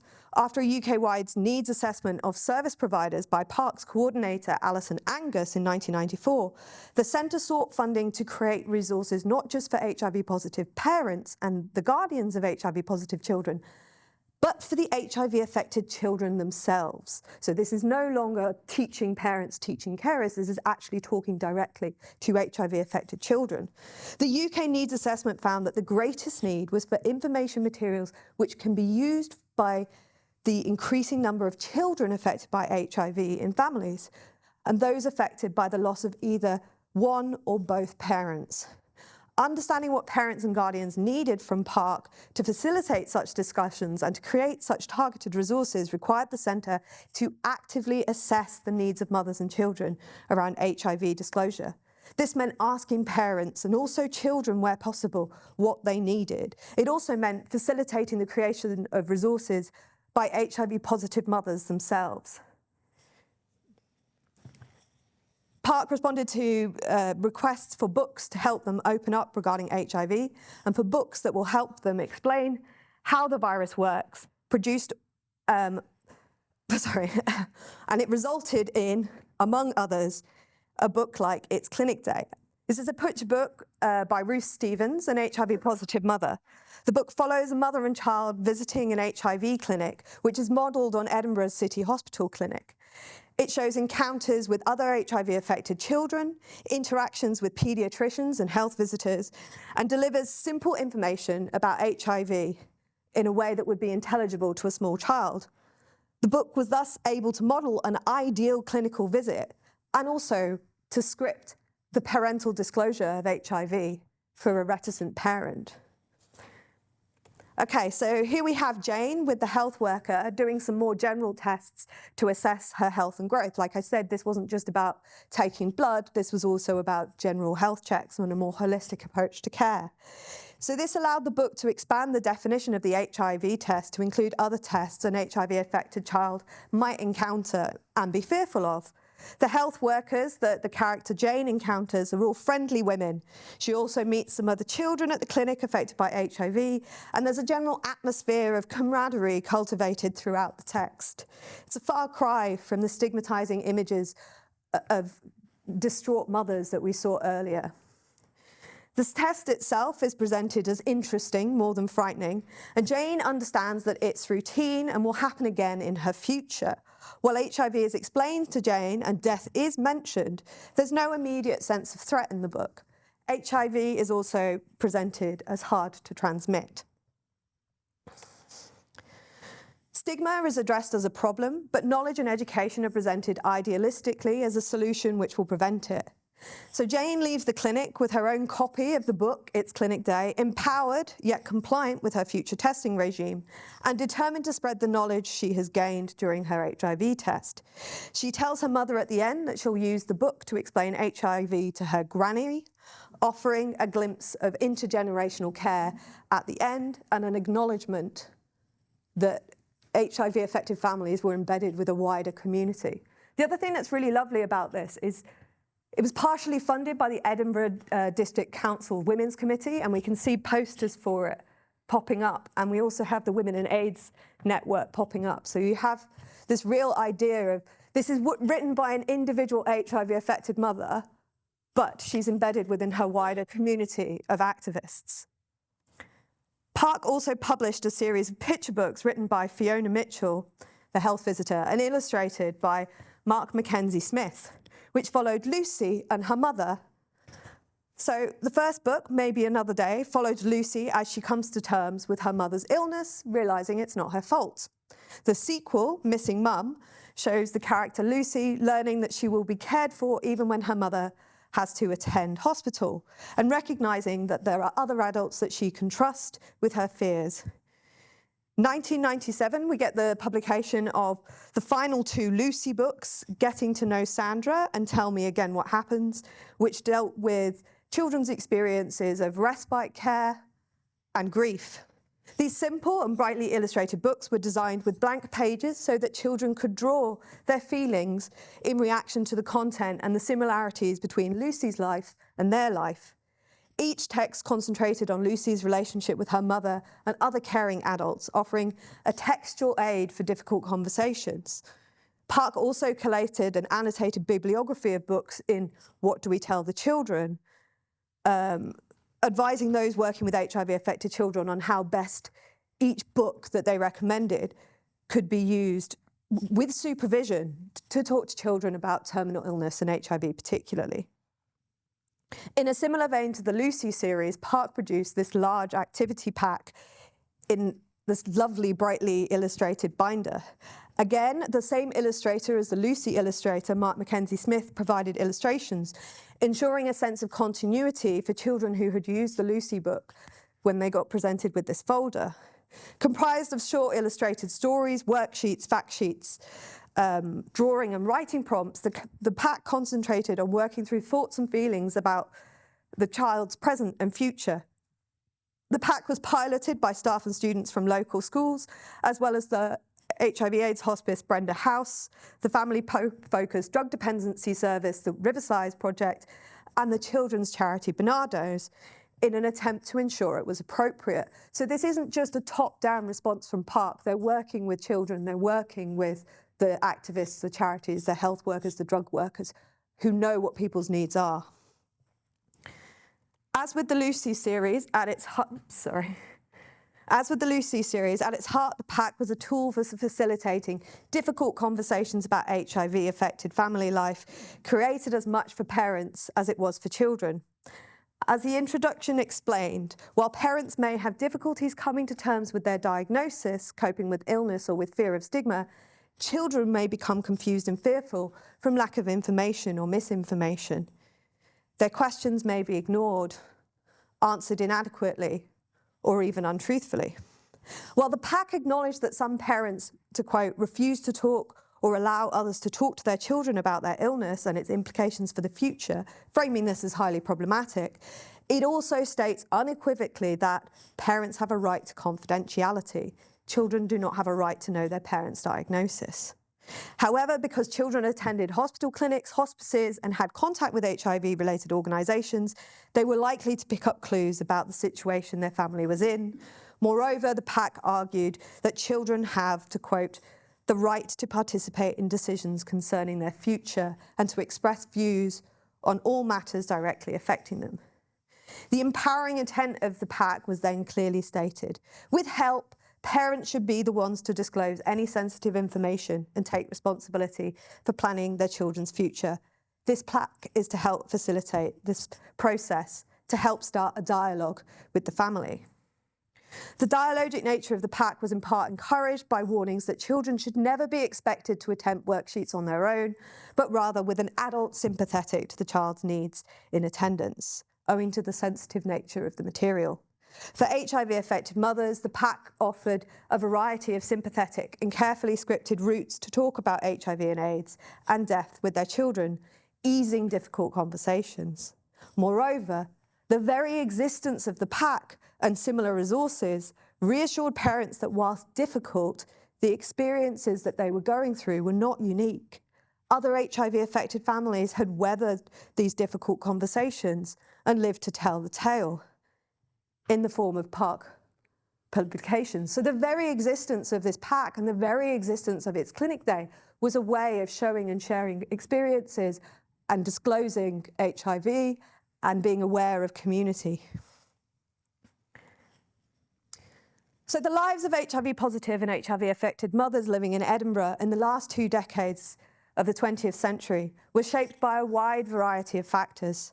Against a backdrop of media interest in Edinburgh's seemingly unusual demographic spread of HIV infection, mothers' experiences were rendered the stuff of newspaper melodrama and misinformation, engendering feelings of fear and guilt in those newly diagnosed. And yet, living in the AIDS capital of Europe meant access to medical expertise and dedicated paediatric services, which emerged relatively quickly at Edinburgh City Hospital. While other cities' medical responses concentrated on the needs of patients with AIDS, the early recognition of a population living with HIV in Edinburgh created opportunities to differentiate and attend to the specific needs of those living with both HIV and AIDS. However, mothers' emotional and educational needs remain neglected by a national public health response aimed at preventing new infection rather than meeting the needs of those already living with the virus. Moreover, in the scramble to deal with the AIDS crisis, the needs of those affected by HIV rather than living with the virus often remained invisible.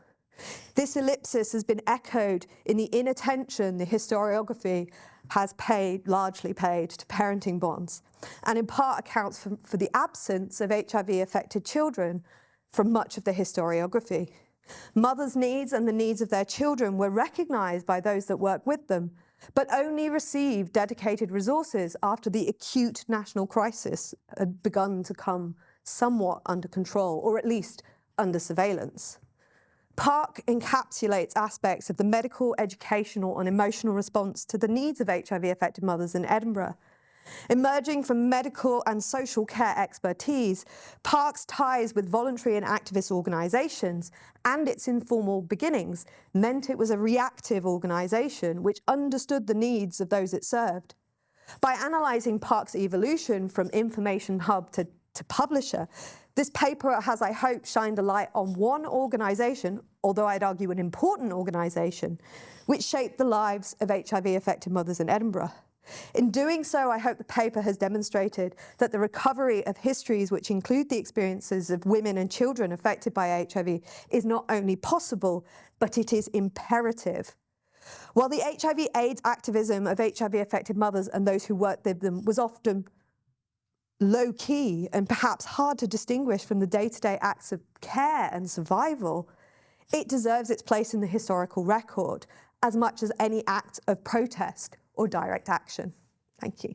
Well, thank you very much for that. I think just on a personal basis, it was so nice to hear something about William Cutting, who's a remarkable guy who perhaps we ought to, at some stage, celebrate his contributions, which are very diverse, but I didn't know much about this one. Thanks. Have we got some questions? Well, while people are just pausing on that one, can I just ask, what was being done about educating other, both social workers and health professionals, about the work of Park? So there were a lot of conferences and, I mean, a lot of social workers were travelling to conferences, and the training days that Park was putting on, social workers would come from all over the UK and indeed from all over the world to some of those training days because of that specific focus on children's needs. There's also a lot of publishing going on, and you know the social work weeklies and trade books and things like that. There's a lot of publishing taking place in there, so that's how they're getting a lot of this information. So Park was important for that kind of circulation, that kind of information activism amongst those who were working on this. But there is a lot of sort of trans-regional, transnational movement taking place, and there were social workers coming from Leeds to Edinburgh for these things. And this, especially kind of the north of England and Edinburgh, there was a lot of kind of interwoven kind of knowledge exchanges and people learning from each other. So that was one of the main routes by which that transpired. I do have an article coming out on the social work response. A very important area. Do we have other questions or comments that people would like to raise? Oh, David. Thank you. That was very interesting, quite fascinating. I'm going to risk a question, if I may, regarding the materials that were shown relating to communicating the ideas to young people. Because there seems to me to be a contrast between some of what was shown in terms of communicating to a daughter to communicating to a son. And I wonder if you have any insights into the nature of whether what was actually happening was mothers, interacting with the daughter, or did it also include fathers interacting with their sons? So I think you can see men as fathers being neglected in the statistics, but social workers and Park were very careful to make sure that they included male carers in these representations. I mean, its clinic day is, the book is over there if anyone wants to have a look at it. Its clinic day is obviously very kind of female focused. I think it's probably because it was written by an HIV positive mother about her own experiences and came out of the kind of Women HIV and AIDS Network group. But they were attentive to that. One thing that social workers were really, really keen to do was to collect the experiences of those living with HIV and AIDS, to use those experiences to train social workers. So you do have testimonies from male carers within those kind of social work manuals, and then they do end up in text like this pack. It's a very large binder and there's loads of different exercises. They're not necessarily teaching young children different things on the basis of gender, but the minute you get into the kind of sex education element of teaching adolescents about HIV, especially HIV positive adolescents, you do start to see a differentiation across gender, and the social workers and the sexual health educators treating male and female children differently. And it's the usual kind of problematic things that you would see in sex education more generally, where they assume that they don't need they need different knowledge. And there's an assumption of sort of teenage boys being naughty, and that informs how they talk to HIV positive teenagers about HIV. But yeah, that's a really interesting question. Yeah, I do think that, especially some of the social work texts, they neglect some of the kind of male carer roles. There's a lot of grandfathers that appear in the testimonies, though, that take on caring roles when the adult children go into hospital for clinic visits or go into respite care. And they are included. I think there might be some in one of the books over there, but I can't remember which ones I brought with me, I'm afraid. Thank you. Is the work of Park continuing? Yes and no. So I think Mock is now retired, but she gave an oral history quite recently, and Brettle just published a history of Milestone House, which was Edinburgh's HIV/AIDS hospice. So some of the doctors that were involved in this work are still publishing, still engaged in these conversations. And Waverley Care, which was the organisation that kind of looked after Brenda House and some of the other things, is still an organisation working in Scotland to kind of provide care and also to educate around HIV/AIDS and other bloodborne illnesses. So yes and no. I mean, books like It's Clinic Day are no longer being used with children because the medical information in them is out of date. And the same goes for the social work texts that I brought with me. No one is using those books anymore because it's out of date. The thing is, though, because social workers were so keen to know what was going on with the HIV-affected families, they are one of the places we can find testimony from HIV-affected families because they were recorded by social workers. So they're a place we can recover some of this knowledge from, some of this activism from. So Park might not be Park anymore, but it is very much still it has a very important legacy. So yeah, it's changed shape, but its importance is still very significant. Have you got any history of the relationship with radio, Womanzar or the Archers or anything like that?